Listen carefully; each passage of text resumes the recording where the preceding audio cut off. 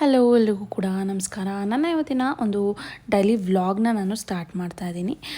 Night routine ಹೇಗಿರುತ್ತೆ, evening to night routine as usual ನಾರ್ಮಲಾಗಿ ಹೀಗೆ ಇರುತ್ತೆ. ಬಟ್ ಸಂಡೇ ಆಗಿರೋದ್ರಿಂದ, ಯುಗಾದಿ ಹಬ್ಬದ ಕ್ಲೀನಿಂಗ್ ಆಗಿರೋದ್ರಿಂದ ಹೇಗಿದೆ ಅನ್ನೋದನ್ನ ನಾನು ನಿಮ್ಮ ಮುಂದೆ ಹೇಳ್ತಾ ಇದ್ದೀನಿ. ಸೊ ಹಾಗೆ ಡ್ರೈ ಫ್ರೂಟ್ಸ್ನೆಲ್ಲ ತಂದಿದ್ದರು ಮಾರ್ಚ್ ಫಸ್ಟ್ ಅಲ್ಲ, ಸೊ ಹಾಗಾಗಿ ಗ್ರಾಸರೀಸ್ ಎಲ್ಲ ತಂದಿದ್ದನ್ನೆಲ್ಲ ಫಿಲ್ ಮಾಡಬೇಕಾಗಿತ್ತು. ಅದು ಹಾಗಾಗಿ ಇತ್ತು. ಹಾಗೆ ಅಡುಗೆ ಮನೆಯೆಲ್ಲ ಏನು ನನಗೆ ತುಂಬ ನೋಡಿದ ತಕ್ಷಣವೇ ಕ್ಲಟರ್ ಅನ್ಸೋದು ಏನೇನಿದೆ ಅದನ್ನೆಲ್ಲ ತೆಗೆದು ಹಾಕ್ಬಿಟ್ಟು ಎಲ್ಲ ಏನೇನು ಬೇಕು ಅಷ್ಟನ್ನು ಮಾತ್ರ ಇಟ್ಕೋಬೇಕು ಅಂತ ಅಂದ್ಬಿಟ್ಟು ಎಲ್ಲ ಕ್ಲೀನ್ ಮಾಡಿ ಇಡ್ತಾಯಿದ್ದೀನಿ. ಸೊ ಸಾಮಾನುಗಳು ಅಷ್ಟೇ, ಈಗ ಅಡುಗೆ ಸಾಮಾನು ಎಲ್ಲ ಲಿಮಿಟಾಗಿ ಇರಬೇಕು. 4 ತಟ್ಟೆ 4 ಲೋಟ ಆ ಥರ ಇಟ್ಕೊಬೇಕು ಅಂತ ಅಂದ್ಕೊಂಡಿದ್ದೀನಿ. ಬೇಕಾದರೆ ಮೇಲಿರುತ್ತೆ ತೊಗೊಂಡ್ರೆ ಆಯಿತು ಯಾರು ಬಂದಾಗ. ಸೊ ದಟ್ ಆ ಥರ ಇದ್ದಾಗ ಬೇಗ ಪಾತ್ರೆ ತೊಳ್ಕೊತೀವಿ. ಪಾತ್ರೆ ತೊಳೆಯೋದ್ರಲ್ಲಿ ಸೋಂಬೇರಿ ಆಗ್ಬಿಟ್ಟಿದ್ದೀನಿ ನಾನು ಇತ್ತೀಚೆಗೆ, ಅದಕ್ಕೋಸ್ಕರ. ಸೊ ನಿಮ್ಮದೆಲ್ಲ ಯುಗಾದಿ ಹಬ್ಬದ ಪ್ರಿಪ್ರೇಷನ್ ಎಲ್ಲ ಹೇಗಿದೆ, ಮನೆ ಎಲ್ಲ ಕ್ಲೀನಿಂಗ್ಸ್ ಎಲ್ಲ ಆಯಿತಾ ಅನ್ನೋದನ್ನ ಹೇಳಿ. ಹಾಗೆ ಇಲ್ಲೊಂದು ಗ್ರೀನ್ ಮ್ಯಾಟ್ ಹಾಕಿದ್ದೆ ಗೊತ್ತಾ, ಅದನ್ನೆಲ್ಲ ರಿಮೂವ್ ಮಾಡಿಬಿಟ್ಟಿದ್ದೀನಿ. ಸೊ ನಿಮ್ಗೆ ಅದ್ರದ್ದು ಡ್ರಾಬ್ಯಾಕ್ ಏನು ಅಂತ ಅಂದರೆ, ಗ್ರೀನ್ ಮ್ಯಾಟಿಂದ ಜಿರಳೆಗಳು ಜಾಸ್ತಿ ಆಗ್ತವೆ. ಸೊ ದಯವಿಟ್ಟು ಅದನ್ನು ನೀವು ಕಿಚನಲ್ಲಿ ಇಡಬೇಡಿ. ಸೊ ಅದರ ಕೆಳಗೆಲ್ಲ ಇರೋಕ್ಕೆ ಸ್ಟಾರ್ಟ್ ಆಗುತ್ತೆ. ಸೊ ಅದಕ್ಕೆ ಎಲ್ಲ ಕಡೆ ಗ್ರೀನ್ ಮ್ಯಾಟ್ನೆಲ್ಲ ತೆಗೆದಾಕ್ಬಿಟ್ಟಿದ್ದೀನಿ. ಸೊ ಅದಾದಮೇಲೆ 1-2 ಅವರ್ಸ್ ಮಕ್ಳಿಗೆ ಓದಿಸೋಣ ಅಂತ ಬಂದೆ. ಸೊ ಮಕ್ಕಳೆಲ್ಲ ಓದೋಕ್ಕೆಲ್ಲ ಕೂತ್ಕೊಂಡು ಓದಿದೆಲ್ಲ ಆದಮೇಲೆ ನಾನು ಮತ್ತೆ ಬ್ಯಾಕ್ ಟು ಪೆವಿಲಿಯನ್ ಅನ್ನೋ ಥರ ಕಿಚನಿಗೆ ಬಂದೆ. ಏನು ಫಿಲ್ಲರ್ ಇರುತ್ತಲ್ಲ, ಆಯಿಲ್ ಫಿಲ್ ಮಾಡೋದು, ಸೊ ಅದು ಎಲ್ಲೂ ಕೈಗೆ ಸಿಗಲಿಲ್ಲ. ಸೊ ಅದಕ್ಕೋಸ್ಕರ ಈ ಪ್ಲಾಸ್ಟಿಕ್ ಇದಿತ್ತು, ಕಾಫಿ ಪೌಡರ್ದು ಸ್ಯಾಶೆಸ್ ಇತ್ತು. ಸೊ ಅದನ್ನೇ ಕಟ್ ಮಾಡಿ ಫಿಲ್ಲರ್ ಥರ ಮಾಡಿ ಹಾಕಿದ್ದೀನಿ. ಸೊ ಆಯಿಲ್ನ ಹೆಂಗೆ ಯೂಸ್ ಮಾಡ್ತಾಯಿದ್ದೀವಿ ನಾವು ಅಂತಂದರೆ,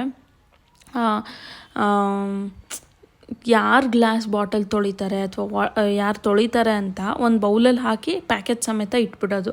ಆ ಥರ ಮಾಡ್ತಾಯಿದ್ದೀನಿ ನಾನು ಇತ್ತೀಚೆಗೆ. ಸೊ ಹಂಗೆ ಮಾಡಬಾರ್ದು ಅಂತ ಅಂದ್ಬಿಟ್ಟು ಈ ಥರ ಮಾಡ್ತಾಯಿದ್ದೀನಿ. ಸೊ ಅರ್ಧ ಲೀಟ್ರು ಸಪ್ರೇಟ್ ತಂದಿದ್ರು. 1 ಲೀಟರ್ ತೊಗೊಬನ್ನಿ ಅಂದರೆ ಹಸ್ಬೆಂಡ್. ಸೊ ಹಾಗಾಗಿ ಅದನ್ನೆಲ್ಲ ಕಟ್ ಮಾಡಿ ಫಿಲ್ ಮಾಡ್ತಾಯಿದ್ದೀನಿ 2 ಅರ್ಧ ಲೀಟರ್ನ. ಸೊ ಅದೆಲ್ಲ ಆದಮೇಲೆ ಗ್ಲಾಸ್ ಜಾರ್ಸ್ನೆಲ್ಲ ತೊಳೆದಿಟ್ಟಿದ್ದೀನಿ, ಡ್ರೈ ಫ್ರೂಟ್ಸ್ ಎಲ್ಲ ಹಾಕಿ ಇಡೋಕ್ಕೆ. ಹಾಗೆ ಪಾತ್ರೆ ತೊಳೆದಿರೋದನ್ನೆಲ್ಲ ಎತ್ತಿ ಇಡ್ತಾಯಿದ್ದೀನಿ.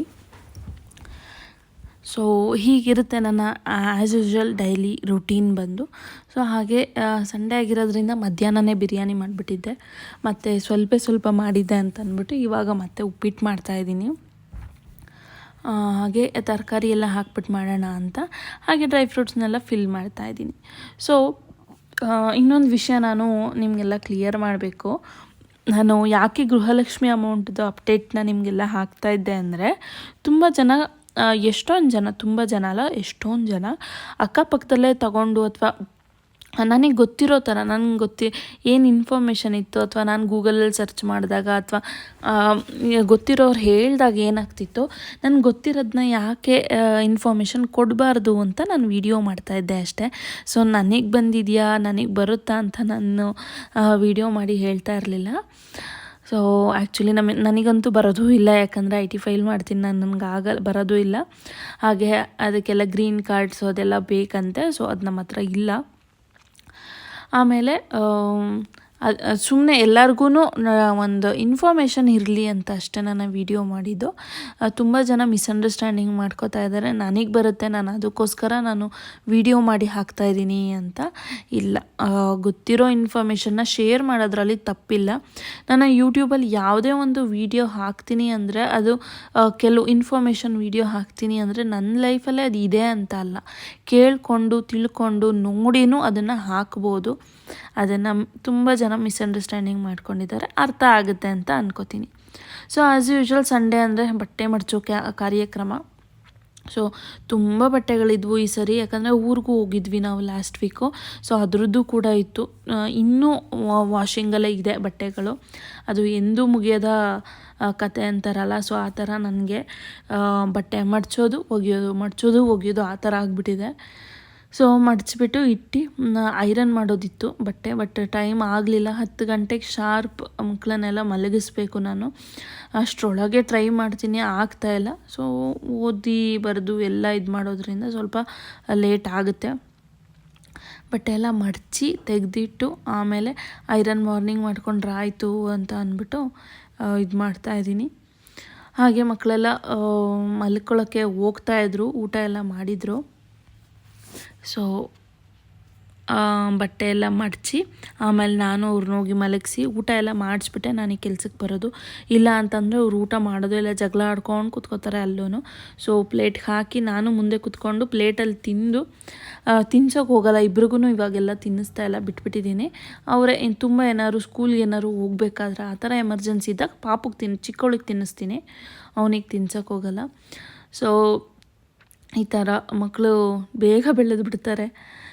ಸೊ ಬಟ್ಟೆ ಎಲ್ಲ ಮಡಚಿಟ್ಟು ಆಮೇಲೆ ನಾನು ನನ್ನ ನೆಕ್ಸ್ಟ್ ಕೆಲಸ ಮಾಡ್ಕೊಳ್ಳೋಣ ಅಂತ ಹೋದೆ. ಬಟ್ ಲೇಟ್ ಆಗಿಬಿಟ್ಟಿತ್ತು ಅಂತ ಅಂದ್ಬಿಟ್ಟು ಮತ್ತು ನೈಟ್ ಆ್ಯಸ್ ಯೂಶ್ವಲ್ ನೈಟ್ದೇ ನನಗೆ ತುಂಬ ರೂಟೀನ್ಸ್ ಇದೆ ಆ್ಯಕ್ಚುಲಿ ಹೇಳಬೇಕಂದ್ರೆ. ನೈಟ್ ರೂಟೀನ್ ಸ್ಕಿನ್ ಕೇರ್ ಮಾಡಬೇಕು, ಹಾಗೆ ಸೆಲ್ಫ್ ಕೇರ್ ಮಾಡಬೇಕು. ಸೊ ಹಾಗಾಗಿ ನೈಟ್ ಏನೂ ಮಾಡೋಕ್ಕೋಗಲ್ಲ ನಾನು. 10 o'clockಗೆ ಲಾಸ್ಟ್ ನಂದೆಲ್ಲ ವರ್ಕು. ಅದೆಲ್ಲ ಆದಮೇಲೆ ಪಾತ್ರೆ ಎಲ್ಲ ತೊಳೆದು ಬಾದಾಮೆಲ್ಲ ನೆನೆ ಹಾಕಿ, ಹಾಗೆ ಇತ್ತೀಚಿನ ದಿನಗಳಲ್ಲಿ ಸಮ್ಮರ್ ಸ್ಟಾರ್ಟ್ ಆದಾಗಿಂದ ಸ್ಮಾಲ್ ಮಡಿಕೆಯಲ್ಲಿ ನೀರು ಕುಡಿಯೋದನ್ನ ರೂಢಿ ಮಾಡ್ತಾಯಿದ್ದೀನಿ ಬೆಳಗ್ಗೆ ಎದ್ದ ತಕ್ಷಣವೇ. ಸೊ ಅದಾದಮೇಲೆ ನೈಟ್ ರೂಟೀನ್ ಬಂದು ಫೇಸ್ ಕ್ರೀಮು ಹಾಗೆ ಬೀಟ್ರೂಟ್ ಲಿಪ್ ಜೆಲ್ ಹಾಕೊತಾ ಇದ್ದೀನಿ. ತುಂಬ ಚೆನ್ನಾಗಿದೆ, ಇದು ಎಫೆಕ್ಟಿವ್ ಅಂತ ಅನ್ನಿಸ್ತಿದೆ. ಆ್ಯಕ್ಚುಲಿ ನನ್ನ ಲಿಪ್ ಸ್ವಲ್ಪ ಡಾರ್ಕ್ ಇರೋದ್ರಿಂದ ಇದನ್ನು ಹಾಕೋದ್ರಿಂದ ಡಾರ್ಕ್ ಕಾಣಲ್ಲ, ರೆಡ್ ಕಾಣುತ್ತೆ. ಸೊ ತುಂಬ ಚೆನ್ನಾಗಿದೆ. ಹಾಗೆ ಇದೊಂದು ಕ್ರೀಮು ನಾನು ಆನ್ಲೈನಲ್ಲಿ ಪರ್ಚೇಸ್ ಮಾಡಿರೋದು, ಬಟ್ ನನ್ನ ರಿಸಲ್ಟ್ ನೋಡಿ ಆಮೇಲೆ ಹೇಳ್ತೀನಿ. 699 ರುಪೀಸು, ಚೆನ್ನಾಗಿದೆ. ಹಾಗೆ ಇದರಲ್ಲಿ ವೇರಿಯಂಟ್ಸ್ ಕೂಡ ಇದೆ, 200 ರುಪೀಸಿಂದನೂ ಸ್ಟಾರ್ಟ್ ಆಗುತ್ತೆ ಇದರಲ್ಲಿ. ನಾನು ಹೇಳ್ತೀನಿ ಅದು ರಿಸಲ್ಟ್ ಎಲ್ಲ ನೋಡಿ ಆಮೇಲೆ ಹೇಳ್ತೀನಿ. ಬಟ್ ಚೆನ್ನಾಗಂತೂ ಇದೆ ರಿಸಲ್ಟು, 1 ಮಂತಿಂದ ಯೂಸ್ ಮಾಡ್ತಾ ಇದ್ದೀನಿ ನಾನು. So that's it. ಇವತ್ತಿನ ಒಂದು ವ್ಲಾಗ್ ಇಷ್ಟ ಆಗಿದ್ದರೆ ಒಂದು ಲೈಕ್, ಶೇರ್, ಕಮೆಂಟ್ ಮಾಡ್ತಾ ನಿಮ್ಮ ಅಭಿಪ್ರಾಯವನ್ನು ತಿಳಿಸೋದನ್ನ ಮರಿಬೇಡಿ. ಸೊ ಅದಾದಮೇಲೆ ನೈಟ್ ಟೈಮು ನಾನು ಅಫರ್ಮೇಷನ್ಸ್ಗಳನ್ನ ಸ್ಟಾರ್ಟ್ ಮಾಡಿದ್ದೀನಿ. ಅಫರ್ಮೇಷನ್ಸ್ಗಳು ಹಾಗೆ ಒಂದು ಬುಕ್ನ ಓದಿ ಒಂದು 5 to 10 minutes ಮೆಡಿಟೇಷನ್ ಮಾಡಿ ಆಮೇಲೆ ನಾನು ಮಲ್ಕೊಳ್ಳೋದು. ಇದಾಗಿರುತ್ತೆ ನನ್ನ ಒಂದು night routine. So bye, take care.